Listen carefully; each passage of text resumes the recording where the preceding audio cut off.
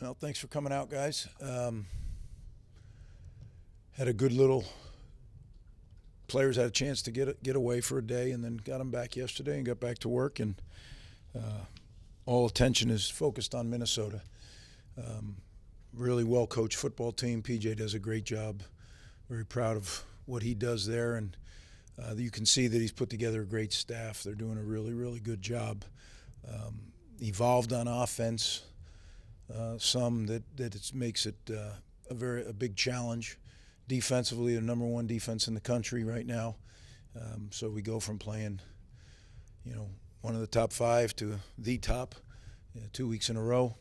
And special teams very well coached. Bob Lukaszewski does a great job with their special teams. So going to be a great challenge going on the road for the first time. I enjoy that, getting your team together.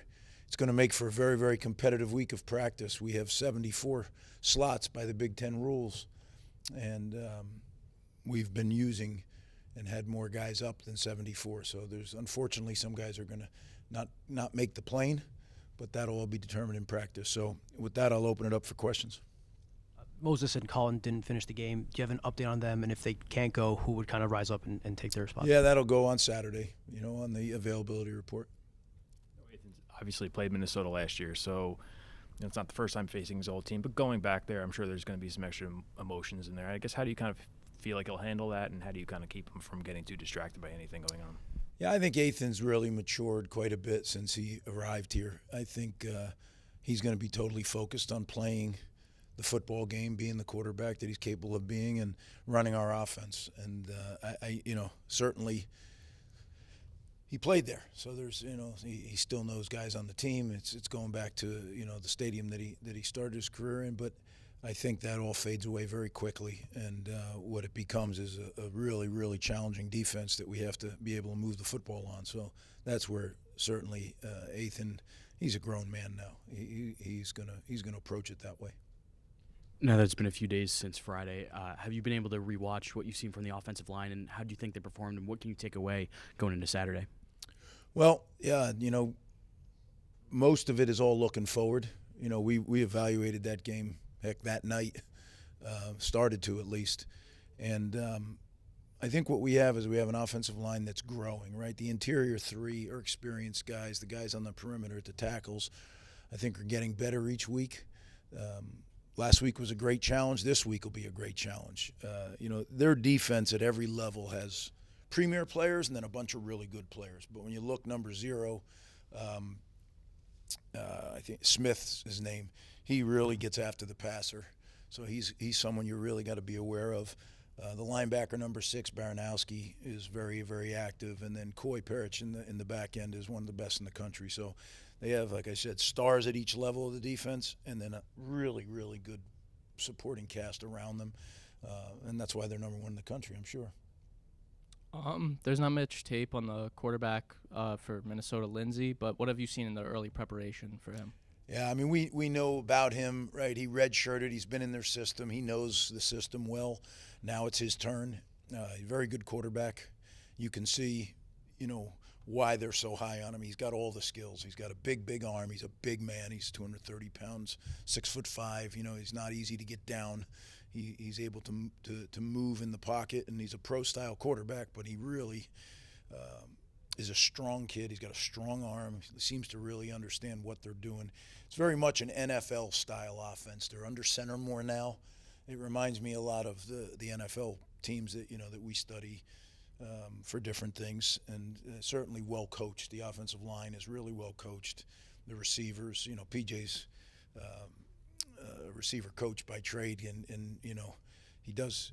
Their receivers always play very well, not only catching the football but doing all the little things. So it's going to be a challenge, certainly, for us in every way. And then, the running back who was injured, Taylor. They have a stable of running backs, you can see, because he went down, and then another guy come in, and then another guy goes down, and they've done a very good job of recruiting at the running back position, because they do run the football, and much like we do, and it's going to be a challenge. They got all the pieces. They got it at the skill. The tight end is a national player. He had I think 8 catches against us last year. So certainly we didn't do a good job defending him, and he's a really good player. I think his name is Gears. So 86, I think. So yeah, they got good players on all in all three phases, and it's going to be a huge challenge. And going on the road at their place, and they're coming off a bye week, so we certainly have our hands full, but one that we're excited about attacking. Guys couldn't wait to get back to work yesterday, and great attitude. It is what it is. We didn't like the outcome, but we got to move forward now. We got to learn from it, and we got to move forward. How close could Sam Brown be to potentially being in the mix there? Sam's getting better. He's getting better every week, coming off the surgery. I think, it'll just be one of those things where he feels he's ready to go, and then we'll give it a whirl. Against Iowa, 2.3 yards per carry running the ball. Just how important is that going to be to establish that in this game, and how difficult will that be against this defense? Well, everything's going to be difficult against the defense, but I think you got to look at each week presents different challenges, different issues, and there's a game plan. We're never going to go into a game and say we have to do this no matter what. We're going to do what the defense gives us the best opportunity to do, and when you have weapons at both the throwing game and in the running game, then you pick which one you want to do, which is going to be more effective. So. Again, they're the number one defense in America, so certainly it's going to be hard to do either. But we'll have a plan. Coach Chirac and his staff will definitely have a plan, and then it's about going and execute, and that's what makes it hard, right? And really, in all three phases, the execution is going to be the issue. That's really what it boils down to. I think, Coach, building off that, it seems like the offense has started strong in a lot of these games and tailed off towards the end. How do you keep the momentum of the offense going throughout the game against the number one? Yeah, it's all about execution. It really,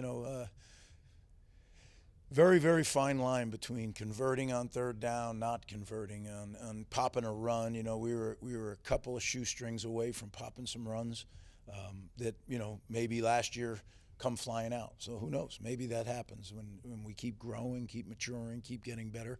But that's what this week of practice is about. We have to improve. We have to improve in all three phases. It's about incremental improvement over time. That's all we talk about, is how much better can we get today? And then tomorrow, how much better can we get? And then when you add it all up, then you go play the game and see where you stand. And that's what will happen this week. Excited about doing it, but it's going to be a great challenge.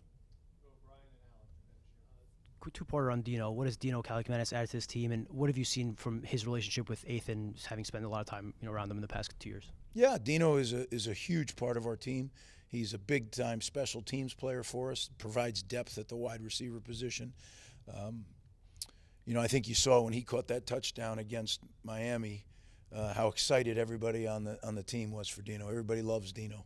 And, certainly being the quarterback's brother could be difficult for some, not for him. I mean, he loves his brother. He loves this team. He is all about Rutgers football, and I love coaching him. And I get to coach him a lot because he's involved in a lot of the special teams. So, fun guy to be around.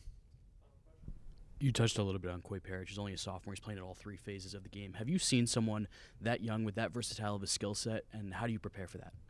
Yeah, he's quite a player. I know they were very excited about him when they landed him as a recruit. And, I think what PJ is trying to do is get the most out of him that he can. So he is in all three phases. He's a returner. He's playing outside, outside at wide out in the offense, and he's certainly playing a huge role in their defense, right? I mean, he's a big reason why they have a number one defense in the country. So, yeah, we know about him. Just because you know doesn't mean you can stop him. But we're going to be aware of where he is, and, he's quite a ball hawk. And if you're not careful, he'll go rip it out of the sky. So we got to make sure, the ball is so critical in the success of each and every week. So we put a huge premium on it, and this week will be no different. Again, guys, thanks for covering us. Appreciate you for coming out.